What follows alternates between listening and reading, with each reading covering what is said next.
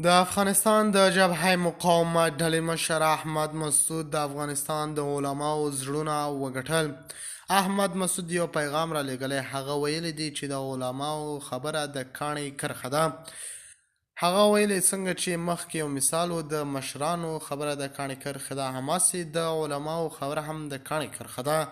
هغه ویلي باید مونږ د افغانستان علماو ته درناوی وکړو او د هغوی خبره د ځمکې ته ونه غورځول شي.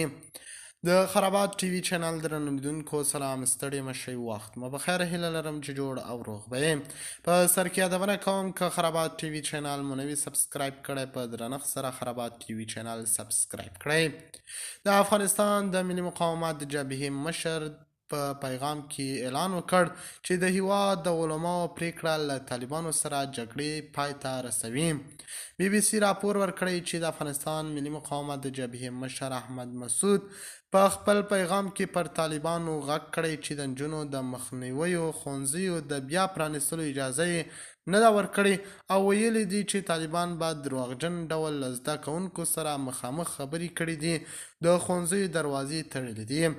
هغه زیاته کړه ترڅو چې د علم او پوهې د زده کړې اراده، انګیزه او هیله وي، هیڅ استبدادي او استبدادي ډله ستاسو پر وړاندې نشي درېدلی. احمد مسعود په دغه پیغام کې چې تېره شپه یې د خپلې رسمي فیسبوک پاڼې له لارې خپور کړی، تېر کال یې بد کال بللی و او پر طالبانو یې غږ کړی و چې باید هغه غوندې کال رانشي. هغه ویلي دی باید د علماو خبرې هم په ذهن کې مونږه وساتو. علماو ویلي دي چې افغان نجونې او ښوونځي باید ازادي کړای شي.